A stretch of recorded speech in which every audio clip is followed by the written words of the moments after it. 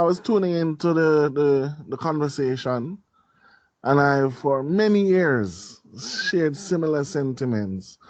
But before I go into what was echoed before, I must say this is my viewpoint on the results of the election.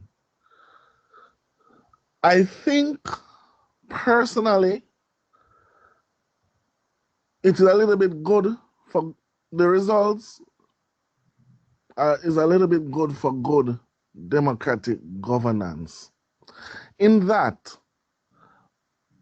we now see that if you do not perform, so it's I think it is like a double-edged sword because we still are rife with a high level of political tribalism, but the political psyche is shifting because the young people coming up who would have been the future is now, they are now the future.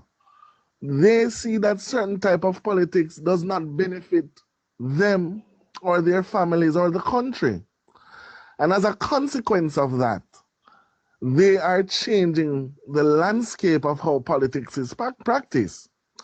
So while I am not completely happy about how Jamaicans chose to vote because of the unprecedented level of governance that we would have experienced in the last two terms, I think it represents the beginning of something great because now our MPs will see that if they do not perform, well, even in some constituencies, you see that even if MPs perform, they still get voted out, but that would represent the outlier, which would be Anne-Marie Vaz.